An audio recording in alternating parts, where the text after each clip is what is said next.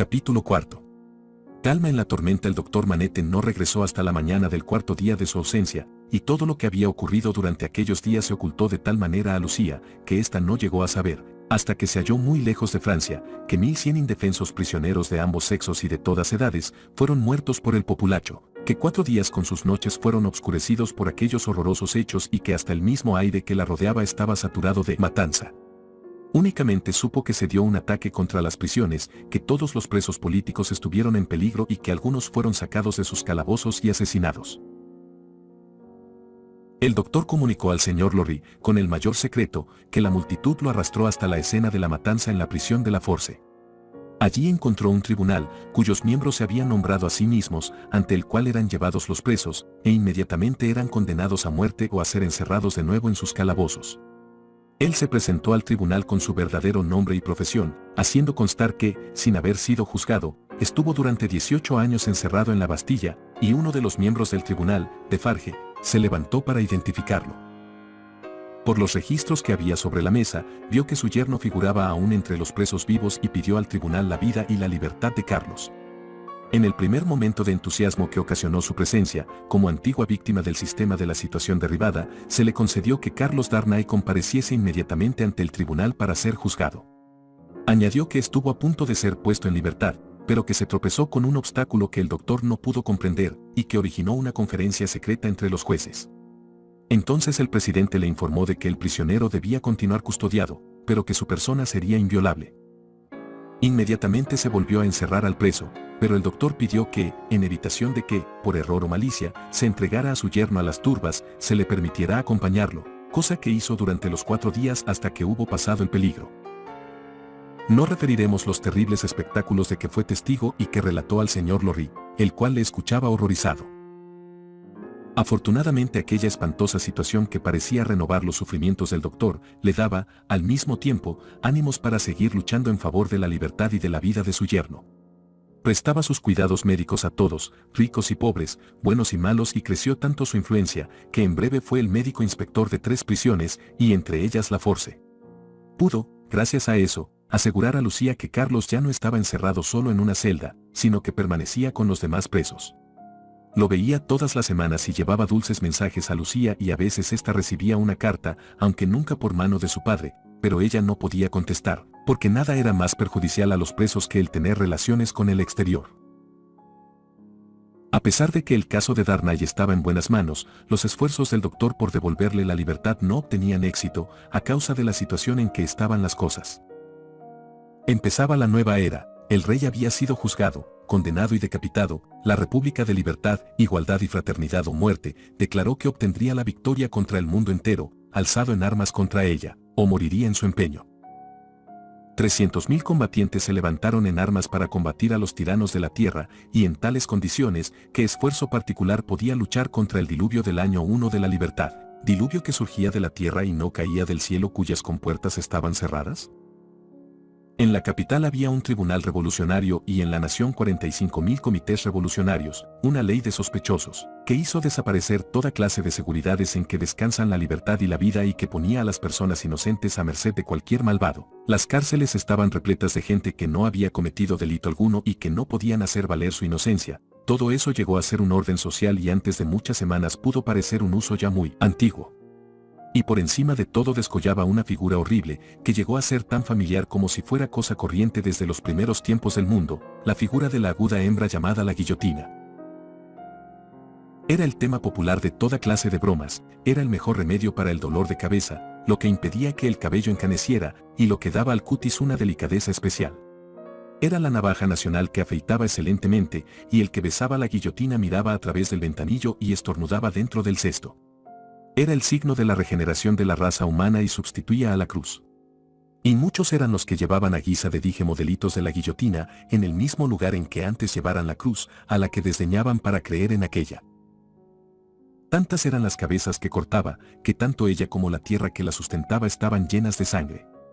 En cierta ocasión llegó a cegar 22 cuellos en otros tantos minutos, y el funcionario que la hacía funcionar había recibido el nombre del hombre fuerte del Antiguo Testamento, pero armado como estaba era más fuerte que el héroe bíblico, aunque más ciego, pues cada mañana arrancaba las puertas del templo de Dios. El doctor caminaba con firmeza por entre todos estos horrores, confiado en su poder y persuadido de que acabaría por salvar al marido de su hija. Sin embargo, hacía ya 15 meses que éste se hallaba en la prisión cuando la revolución llegó a adquirir tal violencia que los ríos llegaron a estar llenos de los cadáveres de los presos que ahogaban por la noche, sin contar con los que eran arcabuceados en masa. Pero el doctor seguía animoso. Nadie era más conocido que él y tan útiles y humanitarios eran sus servicios con todos, que casi parecía un hombre aparte de todos los demás. Capítulo V. El aserrador 1 año y 15 meses. Lucía no sintió un momento de tranquilidad durante este tiempo y a cada momento temía que la guillotina cercenara la cabeza de su marido.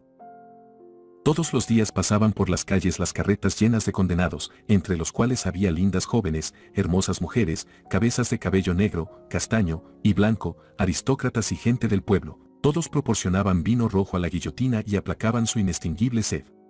Libertad, igualdad y fraternidad o muerte, esto último mucho más fácil de conceder, oh guillotina.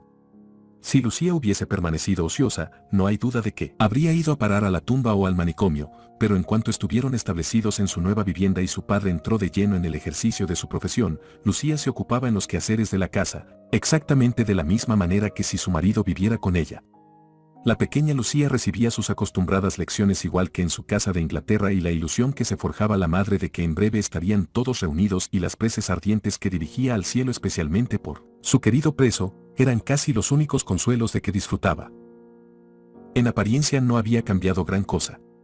El traje negro que ella y su hija llevaban estaban tan cuidados como otros más alegres que llevaran en tiempos felices. Perdió algo su color, pero siguió siendo tan linda y agradable como siempre.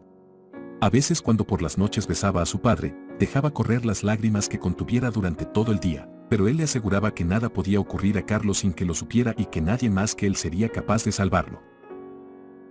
No habían transcurrido muchas semanas cuando una tarde, al llegar a casa, le dijo su padre: «Querida mía, hay en la prisión una ventanilla alta a la que Carlos puede llegar a veces, hacia las 3 de la tarde. Cuando tal cosa ocurra, y ello depende de muchas incidencias imposibles de prever, cree que podría verte en la calle si te situabas en determinado lugar que yo te indicaría. Pero tú no podrás verle, pobre hija mía, y aunque pudiese sería imprudente hacer la menor señal o saludo al preso. Oh, padre mío, indícame el lugar, quiero ir allí cada día». Desde aquel día y cualquiera que fuese el tiempo, esperaba allí 2 horas. Estaba ya en su sitio, al dar las 2 y se volvía resignadamente a las 4. Cuando el tiempo lo permitía se llevaba consigo a la niña, pero nunca dejaba de ir a la hora indicada. El lugar era una callejuela sin salida y la única puerta que tenía pertenecía al taller de un aserrador de madera. Al tercer día de ir Lucía, la vio. «Buenos días, ciudadana». «Buenos días, ciudadano». «¿Paseando, ciudadana?» «Ya lo ves, ciudadano». El aserrador, que había sido peón caminero, miró hacia la prisión, se cubrió el rostro con los dedos, cual si fueran los hierros de una reja y fingió mirar burlonamente. «De todas maneras no es asunto mío», dijo. Y continuó su labor. Al día siguiente esperaba ya a Lucía y se le acercó en cuanto apareció. «¿Otra vez por aquí, ciudadana?» «Sí, ciudadano». «¿Traes a tu hija?» «Sí, ciudadano». «Bueno. Es igual. Al cabo no es asunto mío. Lo que me importa es mi trabajo. Mira, mi sierra pequeña. La llamo mi pequeña guillotina. Y mira, ya cae una cabeza. Me doy el nombre de Sansón de la guillotina de la leña. Mira, ahora cae otra cabeza. Esta es la de una niña. Ya ves, ya ha caído también. Ya he terminado con toda la familia». Lucía se estremeció mientras caían los trozos de leña en el cesto, pero como no era posible evitar su presencia, en adelante fue la primera en dirigirle la palabra para congraciarse con él y hasta le daba algunas monedas para beber, que él tomaba con el mayor gusto. Todos los días, sin faltar uno, Lucía iba al mismo sitio y pasaba allí 2 horas y todos los días, antes de marcharse, besaba la pared de la prisión. Sabía por su padre que Carlos la veía, aunque ignoraba con cuánta frecuencia, pero eso ya le bastaba, y para que su querido esposo no perdiera ninguna ocasión acudía allí con la mayor constancia. En eso llegó diciembre. Una tarde en que había nevado ligeramente llegó al sitio acostumbrado. Aquel día era de regocijo popular y Lucía pudo ver que las casas estaban adornadas con pequeñas picas, cuya punta sostenía un gorro colorado. También vio cintas tricolores y la inscripción, asimismo en letras tricolores, que estaban de moda, de República una e indivisible, libertad, igualdad y fraternidad, o muerte. La mísera tienda del aserrador era tan pequeña, que apenas ofrecía sitio suficiente para esta inscripción, pero de un modo u otro la había hecho pintar sobre la puerta. Además, junto a la ventana había colocado su sierra, bajo la cual se leía la inscripción siguiente, Pequeña y Santa Guillotina. Por lo demás la tienda estaba cerrada, cosa que contentó a Lucía, que así estaba sola. Pero no por mucho tiempo, porque de pronto oyó gritos de numerosas personas que se acercaban, cosa que la llenó de temor. Un momento después entró en la callejuela un numeroso grupo, en el centro del cual estaba el aserrador dando la mano a la venganza. Seguramente no bajarían de 500 los que allí aparecieron en la callejuela y estaban bailando como otros tantos demonios. No tenían música ni la necesitaban, pues les bastaban sus propias voces. Cantaban el himno popular de la revolución y bailaban al mismo tiempo de un modo tan desordenado y feroz, que llenaron de pavor a Lucía, que había quedado envuelta entre aquella legión de demonios. Era la Carmañola. Por fin se alejaron dejando a Lucía temblorosa y asustada en el hueco de la puerta del aserrador, y la nieve volvió a caer tranquilamente como si nada hubiera ocurrido. «Oh, Padre mío», exclamó al verlo aparecer inopinadamente. «¡Qué espectáculo tan horrible!». «Ya lo sé, hija mía, ya lo sé. Lo he presenciado muchas veces. No te asustes. Nadie te hará daño alguno. No estoy asustada por mí, padre. Pero cuando pienso que Carlos puede hallarse a merced de esa gente, muy pronto lo libertaremos. Le he dejado cuando se dirigía a la ventanita y he venido a prevenirte. No hay nadie que pueda verte. Puedes mandarle un beso. Lo haré, padre, y con él le mandaré mi alma. ¿No puedes verle, pobrecilla? No, padre, dijo Lucía mientras se besaba la mano y lloraba al mismo tiempo. No puedo. Se oyó un paso en la nieve y apareció la señora de Farge. Salud, ciudadana, dijo el doctor. Salud, ciudadano, contestó la tabernera pasando de largo. Dame el brazo, hija. En obsequio a él, muestra un semblante alegre. Perfectamente. Carlos ha de presentarse mañana ante el tribunal. Mañana. No hay tiempo que perder. Estoy preparado, pero hay precauciones que no podía tomar hasta el momento en que Carlos tuviera que ser juzgado. Él todavía no lo sabe, pero me consta que lo llamarán mañana y lo llevarán a la conserjería. Estoy bien informado. ¿No tienes miedo? Confío en vos, contestó Lucía. Hazlo sin reservas. Ya ha terminado tu ansiedad. Dentro de pocas horas te será devuelto. Lo he rodeado de toda clase de protecciones. Ahora he de ver a Lorry. Se interrumpió al oír el paso de varias carretas. Ambos conocían perfectamente el significado de aquel ruido. Eran 3 carretas que pasaban cargadas de condenados. He de ver a Lorry, repitió el doctor volviéndose de espaldas a las carretas. El anciano caballero seguía desempeñando las mismas funciones. Él y sus libros eran objeto de frecuentes registros, en calidad de bienes confiscados y propiedad de la nación. Él salvó cuanto le fue posible y nadie habría sido capaz de desempeñar mejor el cometido que le confiara Telson. Anochecía ya y casi era de noche cuando el padre y la hija llegaron al banco. ¿Con quién estaría hablando el anciano? ¿Quién sería aquel hombre en traje de viaje y que al parecer no quería dejarse ver? ¿A quién acababa de despedir cuando salió agitado y sorprendido para estrechar en sus brazos a su querida niña? ¿A quién repitió las temblorosas palabras de la joven cuando, levantando la voz y volviendo la cabeza hacia la puerta de la estancia de que acababa de salir, dijo, trasladado a la conserjería y citado para mañana? Capítulo 6. Triunfo. Todos los días actuaba el temible tribunal de los 5. Las listas de los acusados que habían de comparecer ante él se formaban a última hora y la misma noche eran leídas por los carceleros a los presos. Y los carceleros, en son de broma, decían a los desgraciados: venid a enteraros de las noticias del diario de la noche. Carlos Evremonde, llamado Darnay. Este era el primer nombre de la lista correspondiente a la Force. Cuando se pronunció este nombre, el llamado se dirigió al lugar reservado para los que habían de comparecer ante el tribunal al día siguiente. Tenía motivos para conocer esta costumbre, pues había presenciado la escena centenares de veces. Aquella tarde había 23 nombres en la lista, pero solamente contestaron 20 a la llamada, porque uno había muerto en la prisión y los otros 2 habían sido guillotinados ya y olvidados. La lista se leyó en la misma estancia donde Darnay viera a los presos que le dieron la bienvenida el día de su prisión, pero todos ellos habían sido asesinados ya y los que escaparon a la matanza murieron en la guillotina.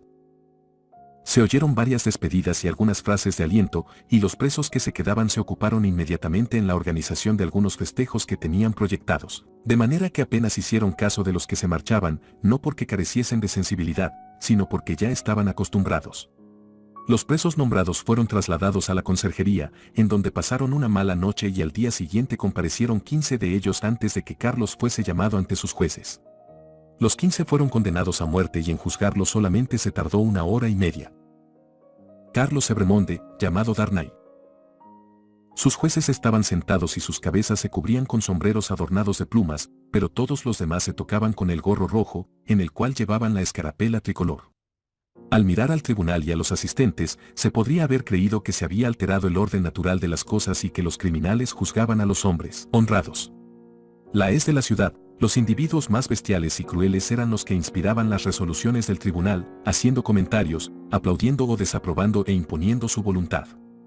Los hombres estaban armados en su inmensa mayoría y las mujeres, algunas llevaban cuchillos y puñales, y comían y bebían, en tanto que otras hacían calceta. Una de estas, mientras trabajaba, sostenía bajo el brazo una labor ya terminada. Estaba en primera fila, al lado de un hombre en quien Carlos reconoció a Defarge. Observó que 1 o 2 veces ella le habló al oído, pero lo que más le llamó la atención fue que aquella pareja no lo mirasen ni por casualidad.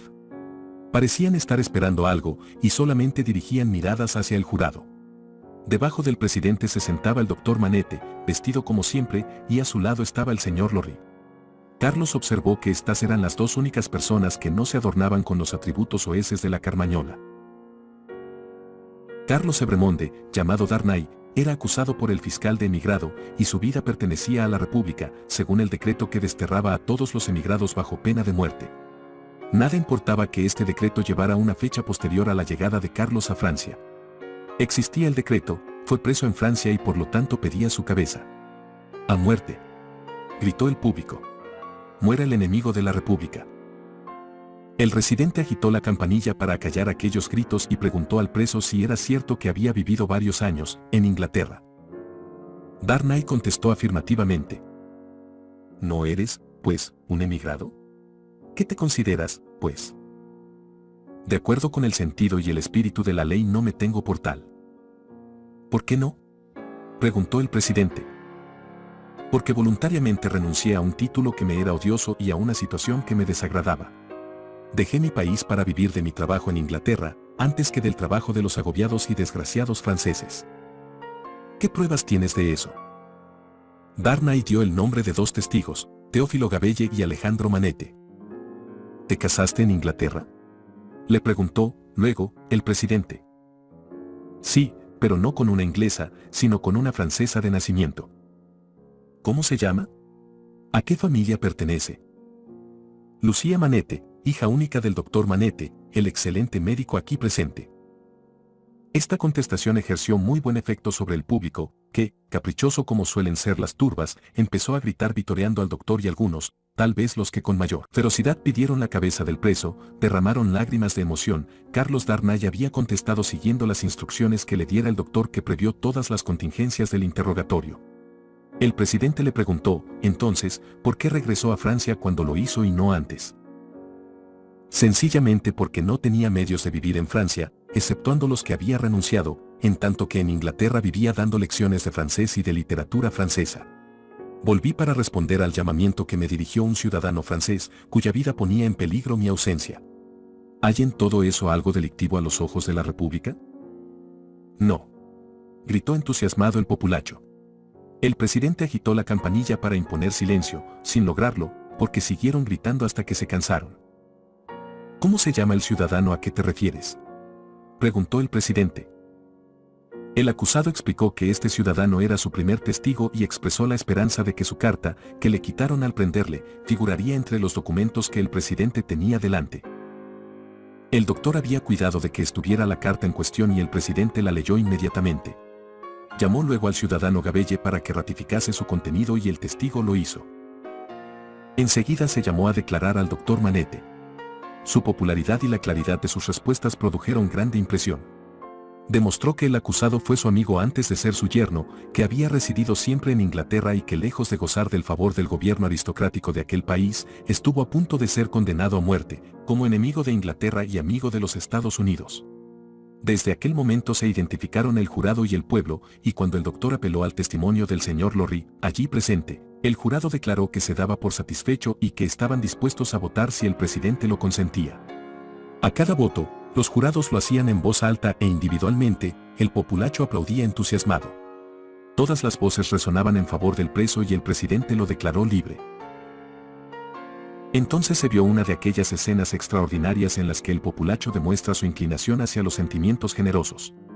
Tan pronto como se pronunció el fallo absolutorio, muchos de los asistentes empezaron a derramar lágrimas y a abrazar al preso, hasta el punto de que éste corrió peligro de perecer asfixiado, lo que no impedía que aquel mismo populacho se hubiera echado sobre él para destrozarlo si hubiese sido declarado culpable. Gracias a que tuvo que salir para que pudieran continuar la tarea del tribunal, se vio libre, momentáneamente, de aquellas caricias. Llegó la vez de que fueran juzgados 5 acusados como enemigos de la República, por el delito de no haber expresado su entusiasmo por ella con hechos o con palabras. Y tan rápido anduvo el tribunal en compensar a la nación por aquella vida que había salvado, que los 5 desgraciados fueron condenados a muerte antes de que Carlos saliera de la sala. El primero de ellos comunicó la sentencia a Carlos levantando un dedo, señal de muerte acostumbrada en la prisión, y luego todos gritaron irónicamente: ¡Viva la República! Aquellos 5 desdichados no tuvieron público que hiciera durar el juicio, porque en cuanto Darnay salió en compañía del doctor Manette, lo rodeó una multitud en la que le pareció reconocer a todos los asistentes al juicio, exceptuadas 2 personas a las que en vano buscó con la mirada. La multitud lo hizo objeto de sus aclamaciones y abrazos, luego lo sentaron en un sillón y lo llevaron en triunfo a su casa. El doctor se adelantó a aquella procesión con el fin de preparar a su hija, y cuando ésta vio a Carlos cayó desvanecida en sus brazos. Mientras él sostenía a Lucía sobre su pecho, el populacho empezó a bailar la carmañola. Luego sentaron en el sillón a una joven, proclamando la diosa de la libertad, y se la llevaron en hombros entre gritos y cánticos. Después de estrechar la mano del doctor, que, orgulloso de sí mismo, estaba a su lado, y la del señor Lorry, que, jadeante, se había abierto paso por entre la multitud, y después de besar a la pequeña Lucía y de abrazar a la buena señorita Pros, tomó a la esposa en sus brazos y se la llevó a sus habitaciones. Lucía. Amor mío. Ya estoy libre. Oh, querido Carlos, déjame que dé gracias a Dios. Los 2 inclinaron reverentemente la cabeza, y cuando ella estuvo de nuevo en sus brazos, Carlos le dijo: ahora, querida, da las gracias a tu padre. Nadie más en Francia podría haber hecho lo que él ha hecho por mí. Lucía reclinó la cabeza en el pecho de su padre, el cual se sintió feliz de haber podido pagar la deuda de gratitud que con su hija tenía. Y considerándose recompensado de sus antiguos dolores y orgulloso de su fuerza, le dijo: sé fuerte, querida mía. No tiembles así. Yo lo he salvado. Capítulo 7. Llaman a la puerta. Yo lo he salvado. No era uno de tantos sueños antiguos que volvía, sino que Carlos estaba realmente allí. Y, sin embargo, su mujer temblaba y sentía un temor vago pero intenso. Era imposible, en efecto, olvidar que otros tan inocentes como su esposo habían muerto en aquellos tiempos en que el pueblo se mostraba tan cruel y vengativo. Su padre, en cambio, le daba ánimos y se sentía satisfecho de haber logrado el éxito en su empeño de salvar a Carlos. El menaje de la casa era sumamente sencillo, no solamente porque eso era lo más prudente, sino que también porque no eran ricos, y Carlos, durante su largo encierro, había tenido que pagar bastante caro el mal alimento que le vendían. Por estas razones y para evitarse un espía doméstico, no tenían criada. Los ciudadanos que hacían de porteros les prestaban algunos servicios, y Jeremías, que el señor Lorry les había cedido casi por completo, dormía en la casa todas las noches. La República una e indivisible de libertad, igualdad y fraternidad o muerte, había ordenado que sobre las puertas de todas las casas se inscribiera el nombre de sus habitantes. Por consiguiente, en casa del doctor figuraba también el nombre de Jeremías Roedor, y cuando se acentuaron ya las sombras de la tarde, el posesor de este nombre regresó de llamar a un pintor que había de añadir a la lista el nombre de Carlos Evremonde, llamado Darnay. En aquellos tiempos en que reinaba la desconfianza y el temor, la familia del doctor, como muchas otras, adquirían todos los días los comestibles y artículos necesarios, en pocas cantidades y en diversas tiendas. Desde hacía algún tiempo la señorita Pros y el señor Roedor llenaban las funciones de proveedores, la primera llevaba el dinero y el segundo el cesto. Todas las tardes, al encenderse el alumbrado público, salían en cumplimiento de sus deberes y compraban lo que se necesitaba en la casa. A pesar de que la señorita Pross pudiera haber conocido el francés perfectamente, aprendiéndolo en los largos años que llevaba viviendo con una familia francesa, no conocía más este idioma que el mismo señor Redor, es decir, nada absolutamente. Por eso sus compras las hacía pronunciando un nombre ante el vendedor y si no había acertado agarraba lo que quería comprar y no lo soltaba hasta haber cerrado el trato. Y el regateo lo llevaba a cabo señalando siempre con un dedo menos que el vendedor, cualquiera que fuese el precio. Señor roedor, dijo la señorita Pross con los ojos encarnados por haber llorado de felicidad, yo estoy dispuesta. Si queréis podemos salir. Jeremías se puso a la disposición de su compañera. Hoy necesitamos muchas cosas, pero tenemos tiempo. Entre otras cosas hemos de comprar vino. A donde vayamos encontraremos a esos gorros colorados brindando y emborrachándose. Cuidado, querida, exclamó Lucía. Tened cuidado. Seré prudente, contestó la señorita Pross. Vos quedaos junto al fuego, cuidando de vuestro marido que habéis recobrado y no os mováis hasta que regrese. Salieron dejando a la familia junto al fuego. Esperaban que llegase de su banco el señor Lorry y estaban todos tranquilos, gozando de la dicha de verse reunidos. De pronto Lucía preguntó: ¿Qué es eso? Hija mía, cálmate, le dijo el doctor. Cualquier cosa te sobresalta. Me pareció haber oído un ruido en la escalera, contestó Lucía. No se oye nada. Apenas acababa de decir el doctor estas palabras, cuando se oyó llamar a la puerta. ¿Qué será, padre? Escóndete, Carlos. Salvadlo, padre mío. Ya lo he salvado, contestó el doctor levantándose. Déjame ahora que vaya a ver quién llama. Tomó una lámpara de mano, cruzó las dos estancias vecinas y abrió. Se oyó enseguida como unos rudos pies pisaban el suelo y al mismo tiempo entraron en la estancia 4 hombres cubiertos con el gorro rojo y armados de sables y pistolas. ¿El ciudadano Evremonde, llamado Darnay? ¿Quién le busca?, preguntó Darnay. Nosotros. Te conozco, Evremonde. Hoy te vi en el tribunal. Vuelves a ser prisionero de la República. Y los 4 hombres lo rodearon mientras su esposa y su hija se abrazaban a él. ¿Por qué se me prende de nuevo? Ven con nosotros a la conserjería y mañana lo sabrás. Mañana mismo has de ser juzgado. El doctor Manette, que se había quedado como petrificado, con la lámpara en la mano, ¿cuál? Si se hubiese convertido en estatua, dejó la lámpara, dio un tirón de la camisa del que acababa de hablar y le dijo: acabas de asegurar que le reconoces. ¿Me conoces a mí? Sí, eres el ciudadano doctor. Todos te conocemos, dijeron los otros 3. ¿Queréis contestarme a mí la pregunta que os ha hecho? ¿Qué sucede? Ciudadano doctor, contestó el primero de mala gana, ha sido denunciado a la sección de San Antonio. ¿De qué se le acusa? No me preguntes más, ciudadano doctor, contestó el otro. Si la República te pide un sacrificio, sin duda tú, como buen patriota, te sentirás feliz haciéndolo. La República antes que todo el pueblo es soberano. Evremonde, tenemos prisa. Una palabra, rogó el doctor. ¿Queréis decirme quién lo ha denunciado? Es contra mi deber, dijo el interpelado, pero, en fin, ha sido denunciado por el ciudadano y la ciudadana de Farge y, además, por otro. ¿Quién? ¿Tú lo preguntas, ciudadano doctor? Sí. Pues lo sabrás mañana. Ahora he de ser mudo. Capítulo 8.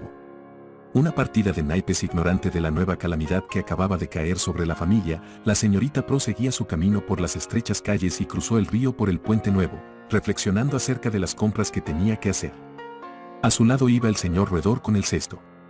Después de adquirir algunos comestibles y un poco de aceite para la lámpara, la señorita Pross se dispuso a comprar el vino que necesitaba, y pasando de largo por delante de alguna taberna se detuvo, finalmente, ante una de ellas en cuya muestra se leía, al buen republicano bruto, de la antigüedad y que no estaba lejos del Palacio Nacional, antes de las Tullerías.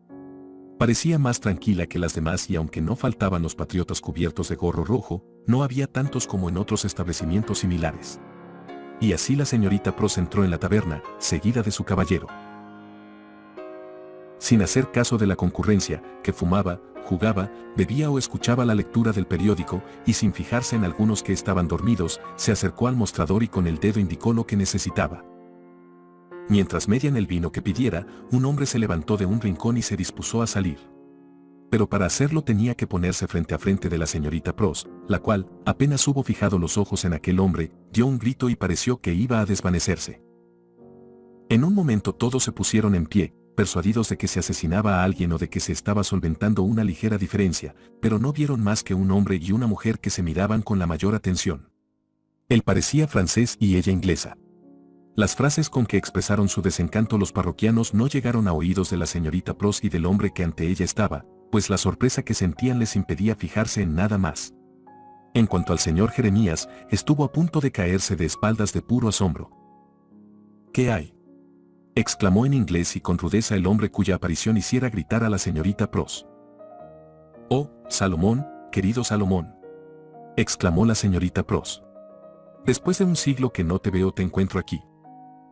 No me llames Salomón.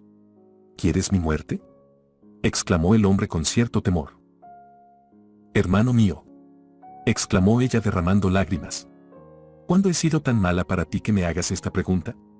Entonces contén la lengua», dijo Salomón, «y ven si quieres hablar conmigo». «¿Quién es ese hombre?». «Es el señor roedor», contestó la señorita Pross entre lágrimas. «Pues que venga con nosotros», dijo Salomón, «¿me habrá tomado por un fantasma?». Eso parecía, a juzgar por las miradas del señor roedor. Sin embargo, no dijo una palabra y la señorita Pross, haciendo esfuerzos por serenarse, pagó el vino. Mientras tanto su hermano se volvió a los bebedores y en francés les dijo algunas palabras para explicar el suceso. «¿Ahora qué quieres?», preguntó Salomón deteniéndose en un rincón oscuro de la calle. «Qué mal me recibes a pesar de que nunca he dejado de quererte». «Toma», dijo su hermano rozando con sus labios los de ella, «¿estás contenta ahora?». Ella no contestó, pues seguía llorando. «Si te figuras que me has dado una sorpresa, te engañas», dijo Salomón. «Sabía que estabas en París».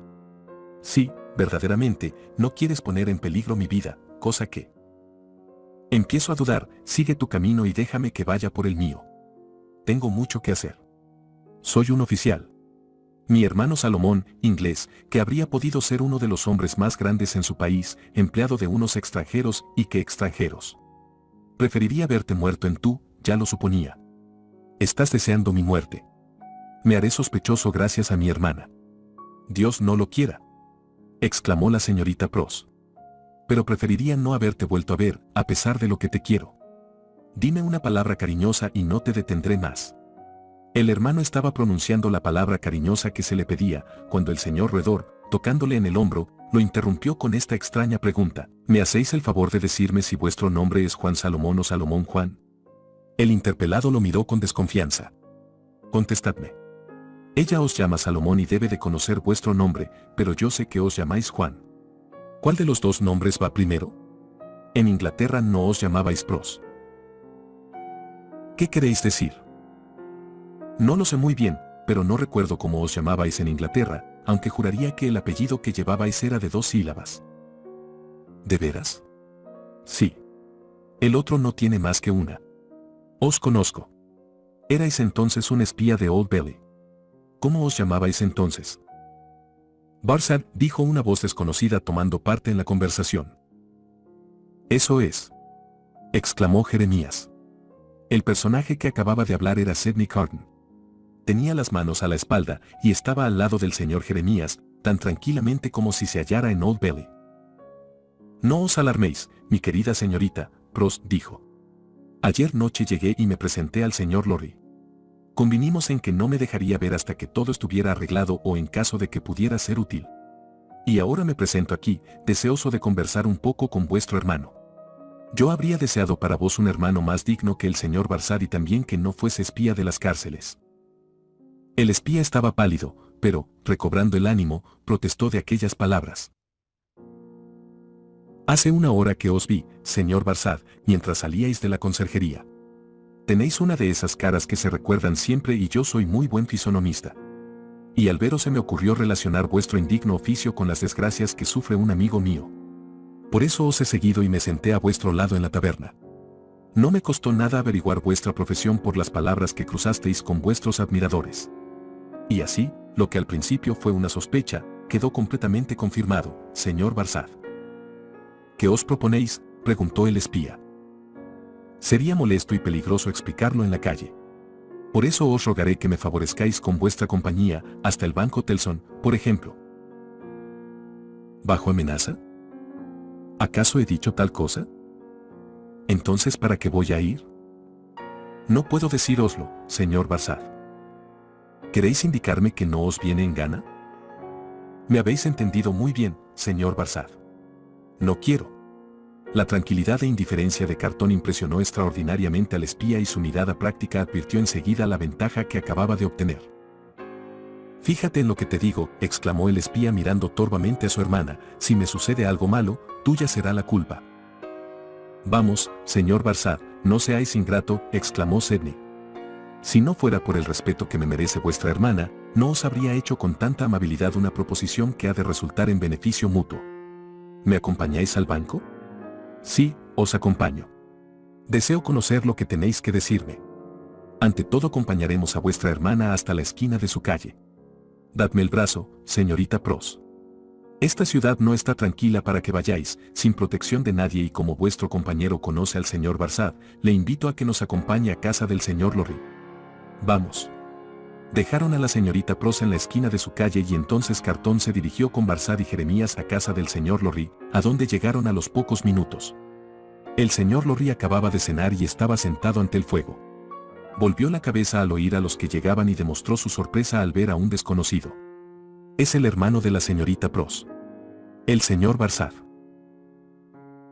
Barsad. Repitió el anciano, Barsad. Me parece recordar el nombre y el rostro. Ya os dije que tenéis una cara que no se despinta, señor Barsad, observó fríamente Cartón. Sentaos. Mientras él mismo tomaba una silla, se volvió hacia el señor Lorry y le dijo, testigo de aquella causa. El anciano recordó inmediatamente y miró al recién llegado con mirada en que expresaba claramente su antipatía. La señorita Pross ha reconocido en el señor Barsad al hermano de quien tanto le habéis oído hablar. Pero ahora pasemos a noticias peores. Darnay ha sido preso nuevamente. ¿Qué me decís? Exclamó el anciano consternado. Hace apenas 2 horas que lo he dejado libre y feliz. Pues está preso. ¿Cuándo lo prendieron, Barsad? Habrá sido hace un momento. El señor Barsad es digno de crédito en estos asuntos, dijo Sedney, y conozco el hecho por una conversación que ha tenido con otro espía, mientras se bebían ambos una botella de vino. Dejó a los encargados de prenderle en la puerta de su casa, de manera que la desgracia es cierta. El señor Lorry lo comprendió así y se dispuso a escuchar en silencio.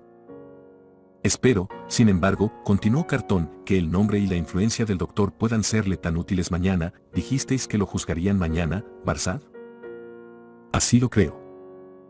Tan útiles mañana como lo han sido hoy. Pero tal vez no sea así. He de confesaros, sin embargo, que me da que pensar el hecho de que el doctor no haya podido impedir la prisión. Tal vez no la sospechaba siquiera, dijo el señor Lorry. Precisamente esta circunstancia es alarmante. Es verdad, contestó el señor Lorry. En resumen, dijo Sedney, en casos desesperados es cuando se juegan las partidas desesperadas por puestas desesperadas. Dejemos que el doctor juegue la partida de ganar, yo voy a jugar la de perder. Aquí no tiene valor la vida de ningún hombre, pues el que hoy ha sido llevado en triunfo a su casa por el pueblo, puede ser condenado mañana. Ahora, la apuesta que he decidido jugar, en el peor de los casos, es un amigo en la conserjería. Y el amigo a quien me propongo ganar, señor Barsad, sois vos. Preciso será que tengáis muy buenas cartas, señor, dijo el espía. Vamos a verlas. Pero ya sabéis, señor Lorry, lo torpe que soy. Os ruego que me deis un poco de brandy. Bebió una copita y otra y dejó a un lado la botella. El señor Barsad dijo, como si, realmente, estuviera examinando sus naipes, espía de las cárceles, emisario de los comités republicanos, carcelero y prisionero alternativamente, siempre espía e informador secreto, mucho más apreciado por su condición de inglés, se presenta a sus jefes bajo un nombre falso. Esta es una buena carta. El señor Barsad, empleado del gobierno republicano francés, estuvo antes a sueldo del gobierno aristocrático inglés, enemigo de Francia y de la libertad. Esta es también otra carta excelente. De lo que se infiere fácilmente que el señor Barsad continúa a sueldo del gobierno inglés aristocrático, como espía de Pitt, y es el traidor enemigo que reposa en el regazo de la República, el traidor inglés y agente de todas esas indignidades de que tanto se habla y que tan difícil es probar. Esta carta no se falla fácilmente. ¿Vais siguiendo mi juego, señor Barsad? No entiendo cómo jugaréis estas cartas, contestó el espía algo intranquilo. Juego ni as, denunciando al señor Barsad ante el comité de la sección más próxima. Mirad vuestro juego, señor Barsad, y ved qué cartas tenéis. No hay prisa. Acercó nuevamente la botella y bebió otra copa de licor. Vio que el espía parecía tener miedo de que si continuaba bebiendo saliera a denunciarlo inmediatamente y por esta razón se bebió otra copa. Mirad cuidadosamente vuestro juego, señor Barsad, repitió. Tomaos el tiempo que queráis. El juego de Barsad era mucho peor de lo que se había podido figurar. El señor Barsad sabía que todas sus cartas le harían perder el juego, pero Sidney Carton las ignoraba. Despedido de su honorable empleo en Inglaterra, a causa de torpezas cometidas, cruzó el canal y aceptó el servicio en Francia, primero como espía de los ingleses. Fue luego espía de San Antonio y trató de ejercer su oficio contra los de Farge, gracias a unas informaciones que le diera la policía acerca del doctor Manette, que habían de servirle de excusa para trabar conversación, pero fracasó en su empeño y recordaba con terror a la señora de Farge que no cesó en su labor mientras le hablaba y que le miró tan airada. Luego la vio exhibir sus registros tejidos en la labor de calceta y denunciar a las personas que se tragaba la guillotina.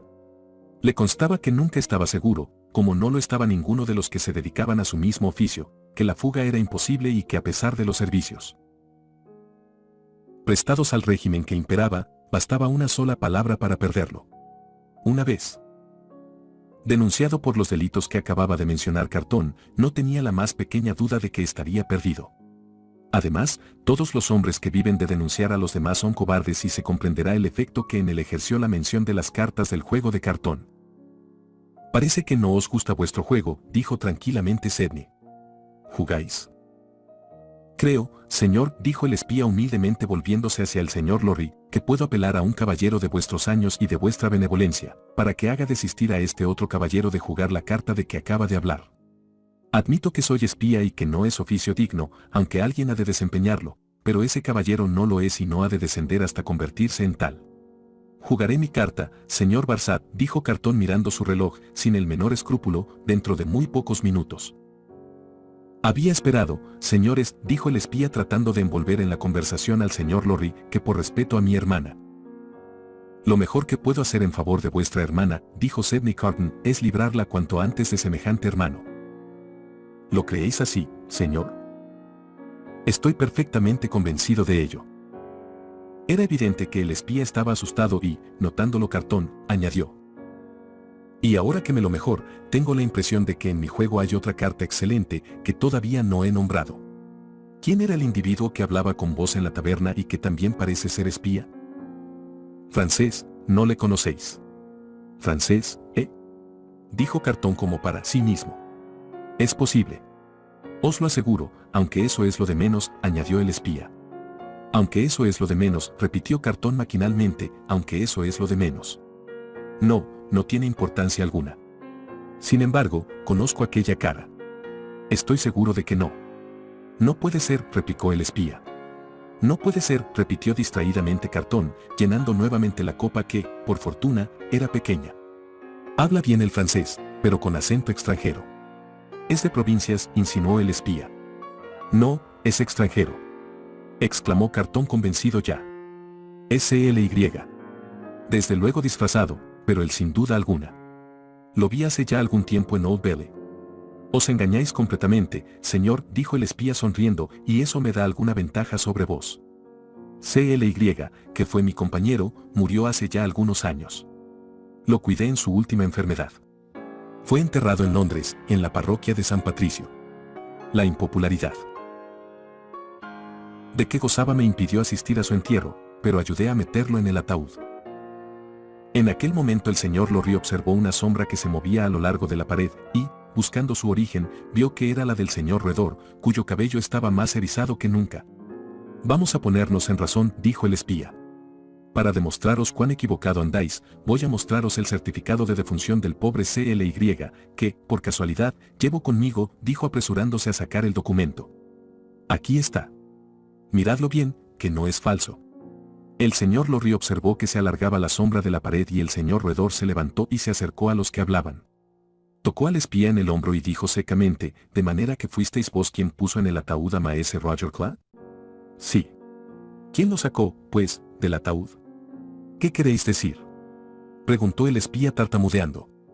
Quiero decir que no estuvo nunca en el ataúd. No. Me apuesto la cabeza a que nunca estuvo allí encerrado.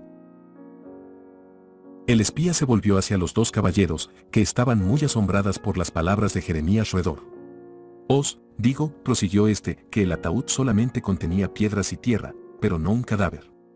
No me vengáis a mí con la historia de que enterrasteis a CLY. Fue un engaño. Lo sé yo y lo saben dos amigos míos. ¿Cómo lo sabéis? ¿Qué os importa? Hace tiempo que os la tengo jurada por el engaño de que hicisteis víctimas a unos honrados menestrales. Por menos de media guinea sería capaz de estrangularos. Sidney Carton, que, como el mismo señor Lorry, estaba asombradísimo ante la intervención de Jeremías, rogó a este que se moderase y que se explicara. Ya lo haré en otra ocasión, señor, contestó evasivamente. Lo que repito que ese CLY no estuvo nunca enterrado. Que se atreva ese tuno a repetirlo y le quitaré las ganas de mentir. ¡Caramba!, exclamó Carton. Aquí tengo otro triunfo, señor Barzad. ¿Os será imposible en una ciudad que se halla en circunstancias tan especiales como esta, sobrevivir a mi denuncia, toda vez que estáis en relación con otro espía aristocrático, de los mismos antecedentes vuestros y que, por colmo, está rodeado del misterio de haber fingido su muerte o de haber resucitado? Eso se parece a una conspiración de dos extranjeros contra la República. Es un triunfo magnífico, que equivale a la guillotina. ¿Jugáis? No, contestó el espía. Me rindo. Confieso que llegué a ser tan odiado por las turbas que me vi obligado a salir de Inglaterra para no morir ahorcado y que CLY estaba en tan crítica situación que no habría salido con vida a no ser por este engaño. Lo que me maravilla es que ese hombre esté enterado de ello. No os preocupéis de mí, contestó el señor Roedor. Bastante tenéis que hacer prestando atención a este caballero. El espía se volvió a Sidney Carton y le dijo: he de volver a prestar mi servicio y no puedo entretenerme. Me anunciasteis una proposición. ¿Cuál es? Os advierto que será inútil pedirme demasiado. Si me exigís algo que ponga en peligro mi cabeza, preferiré correr los riesgos de la denuncia antes que consentir en lo que me pidáis. No olvidéis que si creo que me conviene os denunciaré, tratando de librarme de mi perdición como pueda, sin reparar en los medios. ¿Qué queréis de mí? Poca cosa. ¿Sois carcelero en la conserjería? Tomad nota de que es completamente imposible facilitar una evasión. No necesitáis advertirme acerca de una cosa que no os he pedido. ¿Sois carcelero en la conserjería? A veces. ¿Podéis serlo en el momento en que os convenga? Puedo entrar y salir cuando quiero. Hasta ahora hemos hablado en presencia de estos señores, para que no quedase ignorado de ellos el valor de las cartas que poseo. Venid ahora a esa habitación y cambiaremos unas palabras a solas.